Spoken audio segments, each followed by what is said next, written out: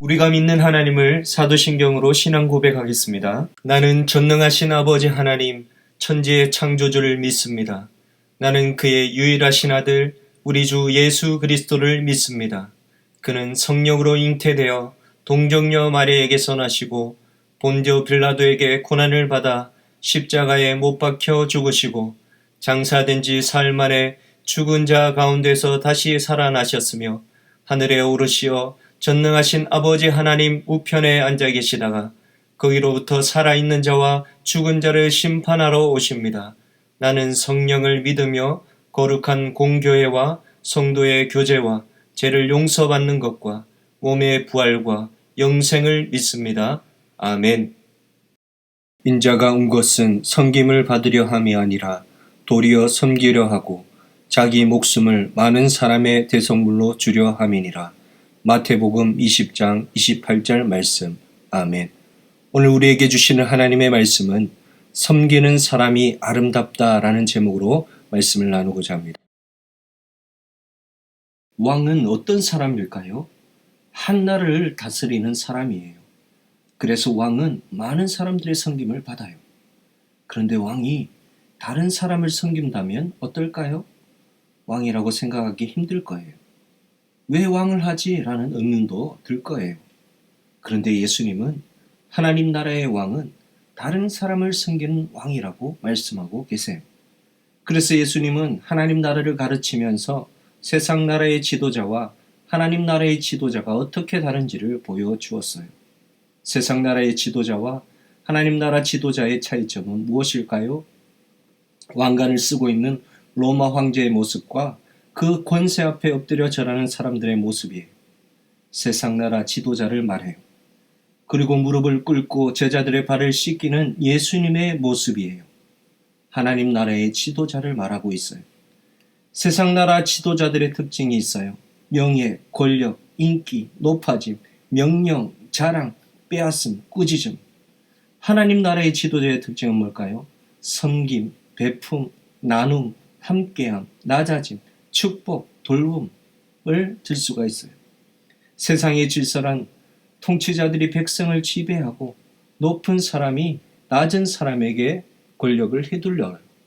그러나 하나님 나라에서는 크게 되고 싶어하는 사람은 섬기는 사람이 되어야 하고 어뜸이 되고 싶어하는 사람은 종이 되어야 해요. 섬기고 봉사하는 사람이 높은 사람이고 으뜸이 된다는 거예요. 그런데 천국뿐만 아니라 이 세상도 그렇게 될 때 진짜 리더가 될 수가 있어요. 왜 그럴까요? 예수님과 제자들 사이에 지금 무슨 일이 일어나고 있어요. 세베대의 아내가 그 아들 요한과 야고보를 데리고 예수님 앞에 나와서 절을 하고 있어요. 요한과 야고보의 어머니가 예수님께 간청을 해요. 예수님은 무엇을 원하느냐라고 말씀하셨고 어머니는 나의 이 두 아들을 주의 나라에서 하나는 주의 우편에 하나는 주의 좌편에 앉게 명하소서라고 말했어요. 그들은 예수님이 영광의 보좌에 앉을 때 제자들은 12 보좌에 앉게 해 주시겠다고 하신 약속에 자극을 받았어요. 그러나 이것으로는 만족하지 못하고 보다 높고 귀한 두 자리를 차지하고 싶은 야망을 가지고 있었던 거예요. 마가복음 10장 35절에는 아들들이 직접 말한 것으로 기록되고 있어요. 그런데 오늘 말씀에서는 어머니가 얘기하고 있는 것을 볼 때 어머니는 아마 아들들의 부탁으로 예수님께 와서 말한 것으로 보여지고 있어요. 제자들이 요한과 야고보 그 어머니를 보고 흥분하고 분노했어요. 제자들의 생각과 마음도 야고보와 요한과 별반 다르지 않았기 때문이었어요. 자신들의 건설을 빼앗길 것에 대한 염려와 분노가 나타났던 거예요. 그때 예수님은 말씀하세요. 너희 중에 누구든지 크고자 하는 자는 너희를 섬기는 자가 되고, 예수님께서는 제자들에게 섬기는 자가 되라고 말씀하세요. 자신에 대해 말씀하시기를 왕으로 오셔서 자신을 많은 사람의 대성물로 십자가에 내어주신다고 말씀하셨어요. 제자들의 생각과 예수님의 생각이 완전히 달랐던 거예요. 예수님은 하나님 나라의 왕이셨지만 섬김의 모습을 보이셨어요. 왜냐하면 하나님 나라는 섬기는 사람이 왕이 되는 곳이기 때문이었어요. 예수님은 어떤 섬김의 본을 보이셨나요? 첫째로 성육신 하셨어요. 말구유 안에 아기 예수님이 있어요. 하나님이신 예수님은 이 땅에 사람으로 오셨으며 유대 땅 베들레헴 마구간에서 태어나셨어요. 누가복음 2장 7절은 기록해요. 첫 아들을 낳아 강보로 싸서 구유에 뉘었으니 이는 여간에 있을 곳이 없음이러라. 둘째로 가난하였어요. 들판에서 주무시는 예수님과 제자들이에요. 예수님은 공생의 사역을 하시던 중 제자들과 함께 들판에 이삭으로 끼니를 해결해야 할 때도 있었어요. 마태복음 12장 1절은 기록해요. 그때에 예수께서 안식일에 밀밭 사이로 가실새 제자들이 시장하여 이삭을 잘라 먹으니. 셋째로 종이 되었어요. 제자들의 발을 씻기시는 예수님이세요. 왕이신 예수님은 종처럼 제자들의 발을 씻기심으로 겸손의 본을 친히 보여주셨어요. 넷째로 십자가를 지셨어요. 십자가에 달려 죽으신 예수님이세요. 예수님은 우리를 구원하시기 위해 자신을 대속물로 내어주셨고 십자가에 못 박혀 죽으셨어요. 요한복음 19장 17절에서 18절은 기록해요. 그들이 예수를 맡음에 예수께서 자기의 십자가를 지시고 해골이라 하는 곳에 나가시니 그들이 거기서 예수를 십자가에 못 박을새 다른 두 사람도 그와 함께 좌우편에 못 박으니 예수는 가운데에 있더라. 그러나 그 섬김의 삶을 사신 예수님은 부활하셔서 40일 동안 함께 계시다가 하늘로 올라가셔서 하나님 우편에 앉아 계시게 되었던 거예요. 사랑하는 초등산부 친구 여러분, 예수님은 하나님 나라의 왕이지만 이 세상에서 온갖 어려움을 당하셨어요. 이는 다른 사람을 섬기기 위해서 그렇게 하셨던 거예요.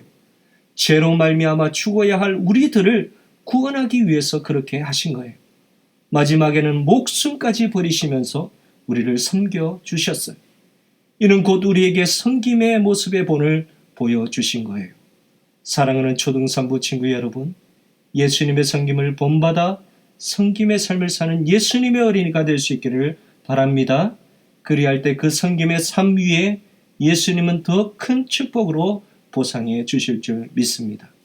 어떻게 섬김의 삶을 살 수 있을까요? 첫째로 지금은 코로나로 모이기가 힘들지만 예배를 드리고 난 후 교회 예배실이 많이 어지럽고 주보도 떨어지고 먹다 남은 간식도 지저분하게 놓여 있어요. 정리하는 섬김을 할 수가 있어요. 또 밤늦게까지 일하시느라 주말이 되면 많이 피곤하신 아빠, 그리고 식사 준비로 바쁘신 엄마, 우리는 부모님의 말씀을 잘 들으며 때로는 또 마사지도 해드리며 위로의 말과 격려의 말로 섬길 수가 있어요. 셋째로 가난해서 학교 급식을 못 먹는 친구가 반 아이들에게 왕따를 당하고 있어요. 친구에게 다가가 힘이 되어주는 섬김을 할 수 있어요. 넷째로 이웃집에 다리가 불편한 장애우가 있어요. 그런데 그 친구가 병원에 치료받으러 갈 때 데려다 줄 도우미가 없어요. 그때 우리는 도움의 섬김을 가질 수가 있어요. 또 코로나로 만날 수 없지만 친구들을 위하여 기도로 우리는 섬길 수가 있어요. 이러한 섬김의 삶 위에 크게 하시는 하나님의 놀라운 축복이 있게 될 줄 믿습니다. 마태복음 20장 26절은 기록합니다. 너희 중에 누구든지 크고자 하는 자는 너희를 섬기는 자가 되고. 그렇기 때문에 예수님의 섬김을 기억하며 섬기며 살아갈 때 높이시는 하나님의 축복이 영상으로 예배하는 모든 초등산부 친구들 가운데 있기를 예수님의 이름으로 축복합니다. 사랑의 하나님, 예수님의 섬김을 기억합니다. 섬기는 자가 되어 하나님이 크게 하시는 축복을 누리게 하옵소서. 예수님의 이름으로 기도드립니다. 아멘. 우리 친구들, 예수님이 가르쳐 주신 기도로 예배를 마치겠습니다. 하늘에 계신 우리 아버지여, 이름이 거룩히 여김을 받으시오며 나라가 임하시오며 뜻이 하늘에서 이루어진 것 같이 땅에서도 이루어지이다. 오늘 우리에게 일용할 양식을 주시옵고 우리가 우리에게 죄 지은 자를 사하여 준 것 같이 우리 죄를 사하여 주시옵고 우리를 시험에 들게 하지 마시옵고 다만 악에서 구하시옵소서. 나라와 근세와 영광이 아버지께 영원히 있사옵나이다. 아멘.